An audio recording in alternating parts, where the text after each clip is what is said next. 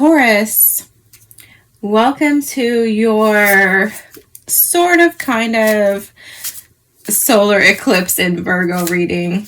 I'm just basically doing these very loosely. The last reading I did was loosely a September reading, but I knew that it was going to pull from that lunar eclipse. So now we're going to do another round and probably pull from the solar eclipse that's coming up, I believe, on the 21st. I think it's late, depending on where you are, of course, in the world. But I think it's like late on the 21st. But I could be wrong. I kept getting the timing wrong for the lunar eclipse. First, I thought it would be at nighttime in the evening, and then I thought it was going to be at 4 or 5 p.m., and then I think it ended up being at like 2 o'clock or 2:30 p.m. here in the Eastern Standard Time. So anyway, we're going to jump into it. Eclipse energy can affect you for like months, like up to a year, perhaps beyond, depending upon the different aspects exist in your chart that might come up and trigger the topics or energies. So excuse me if you hear my stomach rumbling. I haven't eaten today. I just have my trusty coffee, and we'll eat when we're ready after this reading. It's very unusual for me to not eat before a Taurus reading, for sure. Usually I get really hungry around Taurus energy, which is why I gained so much weight the 2 times I dated a Taurus for years. It was 2 different Tauruses, I should explain. My college boyfriend, if you will, was a Taurus. It was like the beginning of college for me. And then my grad school that's interesting. My grad school boyfriend was a Taurus as well. I dated both of them for like about 2 or 3 years. So yeah, y'all make me want to eat. I'm not mad about it, but I do think it's funny how most Tauruses I know don't gain weight and they just eat whatever they want, but that's not the case for me when I get around a Taurus. I used to be able to eat mostly whatever I wanted and not worry about weight too much. But anyway, we're going to shut up about food, or I'm going to get hungry. We're just going to pull some cards here. I'm going to get however many come out. I'm going to try for 1 from this Urban Crow Oracle. I'm going to pull from the Queen of the Moon as well. And then we're going to pull some tarot really quick on top of it. And I'm just going to try to keep my mouth shut until the cards are pulled, okay? For Taurus Spirit, can I get 1 card as you see fit for Taurus? Growth, beautiful. Insight at the bottom. Let's pull from the Queen of the Moon. What do we have? Surrender. I'm going to pull 1 more because that just... 1 more for Taurus, please. Okay. So we're getting surrender, trust, and sovereignty with growth. Fascinating. Beginnings at the bottom of the deck. New moon. I mean, that's exactly what's happening on September 21st is the new moon. So, synchronicity. All right. Keep my mouth shut. Can you tell me what Taurus needs to know, please, for the upcoming weeks in the eclipse? 7 of Pentacles, Tower. Tell me about that Tower.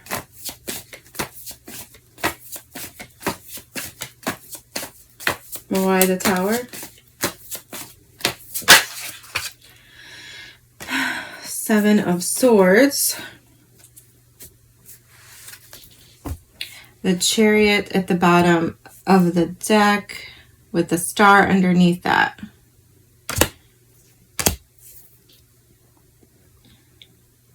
Well,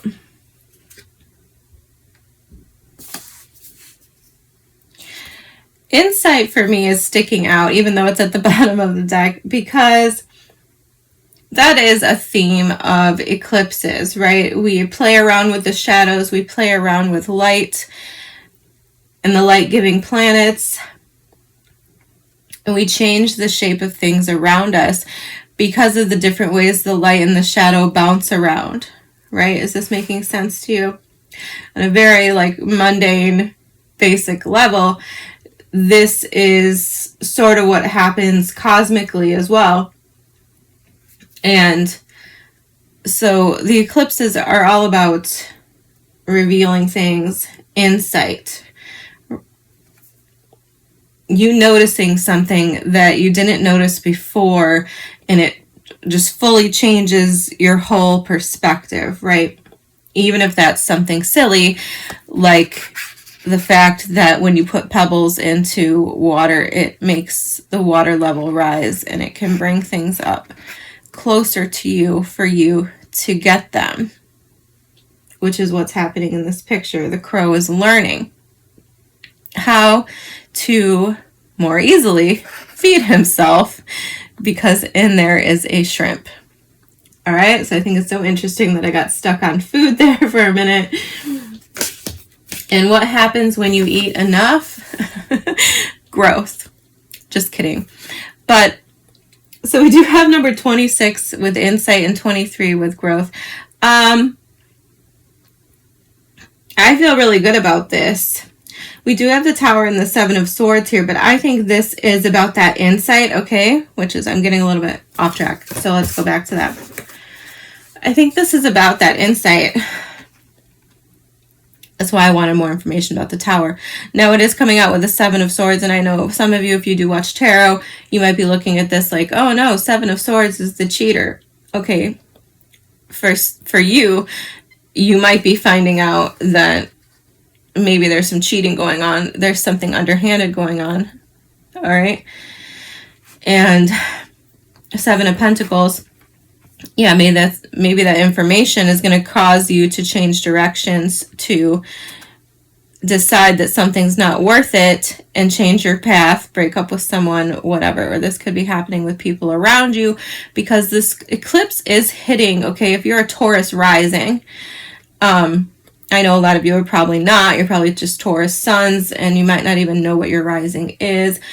But if you're a Taurus rising, this is hitting your 11th house, which is like friendships, communities, things like this. So anyway, sure, Seven of Swords. We look at the Seven of Swords and we think this is the cheater. But really what's happening on the Seven of Swords in the picture, okay, is that he's stealing the weapons of his enemy. And this is a defense tactic. He's taking the weapons away from his enemy during war to prevent his enemy from attacking him. This is about strategy. For some of you, maybe that's exactly what's going on. You're discovering that somebody has been taking away your resources or taking away your line of defense. But for the most part, I don't think that's what's going on here. I think this is you discovering a strategy where you can work smarter, not harder. And that's causing you to rethink your whole approach, to rethink your whole strategy. I don't know what topic we're on here. I don't know. We do have the growth card. So for a lot of you, this could be about your own personal growth. It could be about your bank account growth, your emotional growth. Okay. Could be in the context of a relationship, whatever, but I'm going to speak very broadly here because I feel like it calls for that. So yeah, the Seven of Pentacles is all about looking at what you've gotten from your efforts thus far and deciding whether or not what you've put in has been worth the result. Has it been? It's like an experiment, which once again is hitting me back to this insight card. It's like trial and error. Okay, now let's reevaluate this trial. What has gone on here? What is the result? Am I satisfied with that? Is this worth my time and energy to continue with this strategy, or do I need another strategy? Or do I need to abandon this effort entirely and change course, move on to something else? For a lot of you, I think you're moving on to something else. I say that because the Chariot card is underneath the bottom of the deck here with the Star card. This to me is like chasing your own way, like leaving something behind. The Ten of Cups is here as well at the bottom of the deck. It's like you're chasing the dream. You're reaching for something in, I don't know, in the cosmos. You're reaching for something that maybe you previously thought was beyond your reach with this growth card. Okay, it's like you're realizing that you've grown now, and I feel like your reality is different. Your perspective is changing, and you're realizing that something is now within your reach. The Ten of Cups, I feel, is echoing that. Because the Ten of Cups always has this rainbow of cups, right? It's overhead. Those cups are actually out of reach. Not for birds, I guess. This is the Crow Tarot.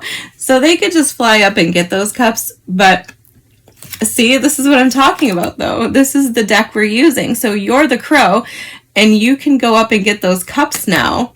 Whereas previously, like in the Rider-Waite illustration, there's these people, and they can't reach those cups. They can't jump that high, you know?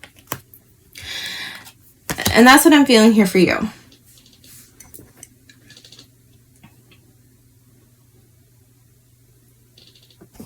Now, we haven't even talked about these cards. We had Surrender, number 26, Waning Crescent, coming out right away. And I hadn't even really asked for anything yet, but I took it. It felt, I mean, the energy felt right. So I took it. And then Trust 32, the Egg Moon. We have a lot of 5 and 8. Yes. 5 and 8. This is 32, which adds up to a 5. Trust. 23, Growth, adds up to a 5. 26, Surrender, adds up to an 8. Insight, and 26, Surrender, adds up to an 8. 26, Insight, adds up to an 8. 41, 5, with Sovereignty, Queen of the Moon. She is the title card and the image depiction on the box for this deck. So yes, I feel like there's something in that where for some of you, you're putting your name on something. You're putting your face on something. It's like you're branding in some way.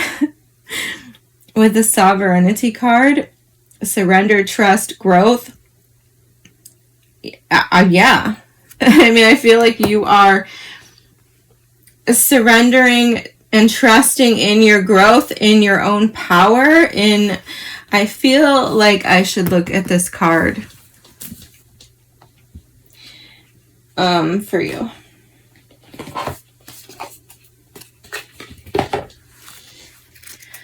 $41. She could be the last card. No, oddly enough, she's not. All right, so Sovereignty. This card looks like Lana Del Rey to me. 41, Queen of the Moon, Sovereignty. You have sovereignty over your own life. Act with grace and confidence. You have the ability to unite disparate people and views should you choose to do so. The buck stops with you. You are powerful. Act like it. the quote here underneath that says, I reign over my own realm. This is a very long passage, and I'm tending not to read the entire thing, but what is standing out to me is that, I don't remember what it said now, but bringing two different people together, like disparate energies, I think that could definitely be a key factor here. Either on a personal level, I think you could be acting as a mediator, or this is on a immaterial, more spiritual or creative level where you're bringing things together that maybe don't belong together. And I feel like you're creating something new from it, if I'm making any sense here.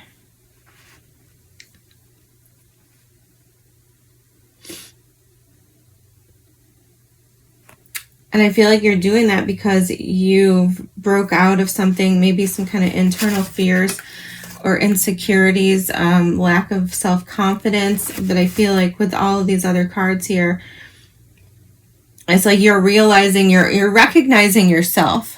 You're seeing your own growth. You're, I think, going to be a little bit shocked to realize what you're actually capable of. Because I think you're going to find yourself being able to reach things that you previously couldn't, that you thought were out of reach or impossible. And now it's like all of a sudden you can hold it in your hands. Whereas before, it just seemed like a pipe dream. I think this is beautiful. And once again, I can't get over this Chariot and the Star with the 10 of Cups. I think that's exactly like what I was saying. It's like you're breaking out of something. You're realizing that your work has paid off. You're realizing your worth, yes. And it's like catapulting you with the Chariot card and the Tower here into some sort of growth.